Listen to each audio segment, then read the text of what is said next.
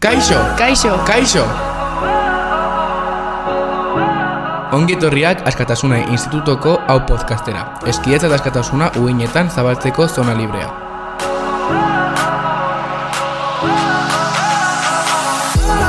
Podcast honetan hainbat gaiei buruz hitz egingo dugu. Espero dugu asko gustatzea. Hasteko prest?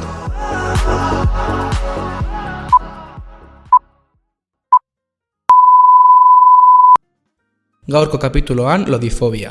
Kaixo guztioi eta ongi etorriak izan zaitezte hau podcastera. Podcast honetan gaurkotasuna duten gaiei buruz hitz egingo dugu. Gaurkoan, Eneko Garralda, June Mikeo, Egoi Martiarena, Aier Irazoki eta Xabi Urbara gaude. Eta lodifobiaren gaia jorratuko dugu. Zer moduz dijo astea? Bueno, oso ongi, bengoz azterketa guztiak amaituta. Ongi, ebaluazioa bukatu dugu eta ikasgai gehienak gainditu ditut. Oso pozik, asteura iristear dagoelako. Ongi, orain bigarren ebaluazioa bukatu berri dugula. Badakizuela duela egun batzuk, zehazki martxoaren 4an astelehenean lodifobiaren aurkako eguna ospatu zela? Bai, ez nekien lodifobiak egun berezirik zuenik, baina ze ondo jakitea. Bai, egun berezia dauka. Norbaitek daki zer den lodifobia, norbaitek ez erantzun badu, azalduko dizuegu. Bueno, lodifobia, gorputz normatibo bat ez dutenek, haien gorputzarengatik sufritu behar duten zapalkuntza eta indarkeria da. Hau esan da, lodifobia definitu genezake diskriminazio estruktural eta sistematiko bat bezala, non gorputz normatibo bat ez duten pertsonek sufritzen dute. Norbaitek gai honen inguruan zerbait ikusi edo entzun aldu egun hauetan? Bai, aurreko egunean entzun nuen Magda Piñeirok esandako hurrengo esaldia. Gure gorputzarekin daukagun harremana ez da maitasun kontua, eskubide kontua baizik. Zer pentsatzen duzu, Nire iritzaren arabera Magdak arrazoia du esaldi honekin. Guztiok gure gorputza maitatzeko eskubidea izan behar dugu eta inork ez digu esan behar nolakoa izan behar den gure gorputza eta arekin daukagun harremana. Egoirekin bat nator. Gaur egun gure gorputzarekiko aurreiritze asko ditugu, eta gizarteak gorputz normatibo bat edukatzea inposatzen digu. Eta hori aldatu behar dugula diot. Egoi eta Jelen, zuekin ados nago. Nire ustez, aurreiritziak alde batera utzi beharko genituzke, eta gorputz normatiboak ez dituzten pertsonek ez dituzkete mesprezuzko begiradak ez da erainak jasan beharko. Guztiz ados nago zuekin, dakigunez, lodifobia, dagoeneko desagertu ez den zapalkuntza mota bat da. Gaur egun, geroz eta nabariagoa da gure eguneroko egoera ezberdinetan, adibidez, sare sozialetan. Oso erraza baita, jendea pantaila baten bidez iraintzea inolako ondoriorik jasan gabe. Maiz ikusten dudan arazo bat da, diskriminazio handia ikusi alda lodiekiko batez ere sare sozialetan. Esaten den guztia anonimoa delako eta horrek oso erraza egiten du beste pertsona bat iraintzea. Sare sozialetan beste arazo bat aurkitu ditzakegu.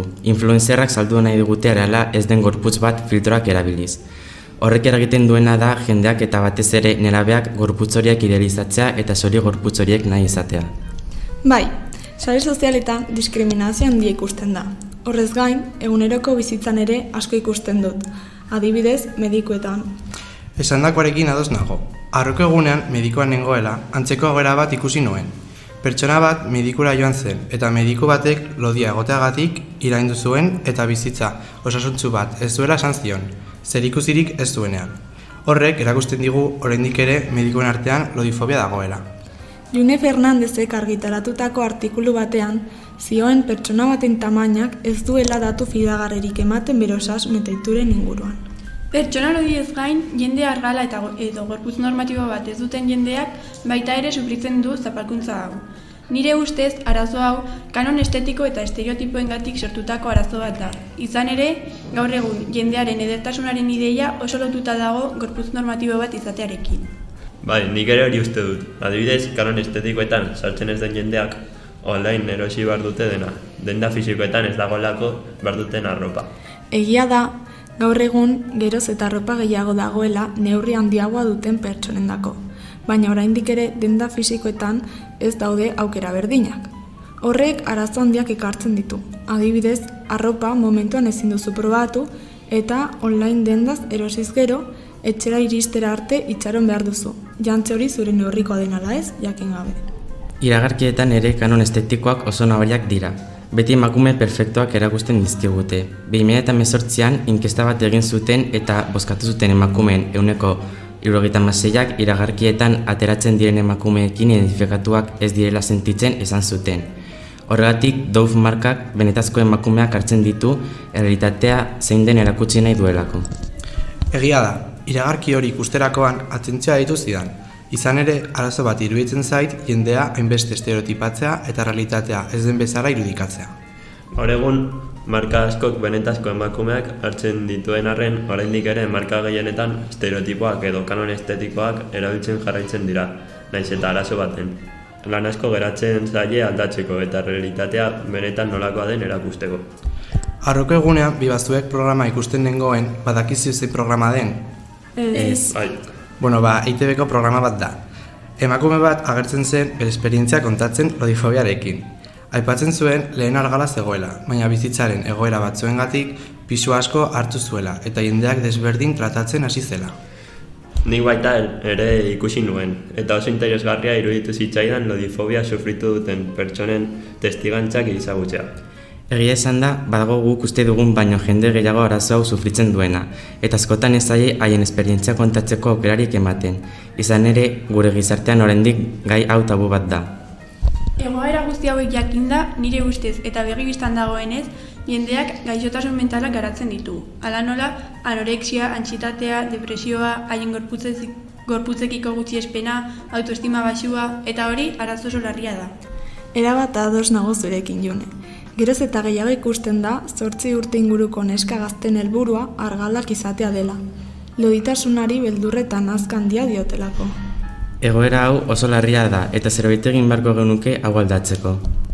Egia da, baina zer egin dezakegu guk hau aldatzeko?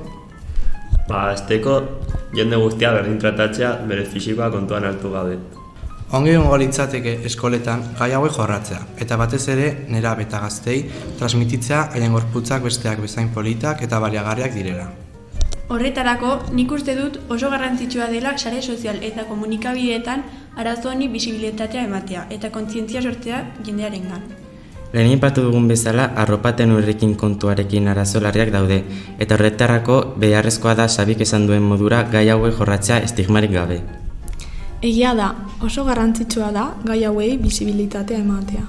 Bestaldetik, podcast honen bidez, bisibilitatea eta kontzientziazioa eman nahi dugu gai honen inguruan, eta gure helburu nagusia normaltasunez eta errespetuz jende guztia tratatzea da. Bueno, nire ustez, honekin ja bukatu genezake gaurko kapitulua. Bai, oso interesgarria izan da zuekin gaur gai hau lantzea. Bai, asko gustatu zaizuekin hitz egitea. Bai, nire ustez jendeak bo entzuterakoan erreflexioa egitea eta gauzak apurka-apurka aldatzen joatea. Bai, azken finean hori da gure helburu nagusia. Bueno, mila esker entzuteagatik eta honetkin amaitzen dugu gaurko kapituloa. Hau da, mila esker hemen egoteagatik eta zuen arretarengatik. Eskerrik asko eta hurrengo kapitulora arte.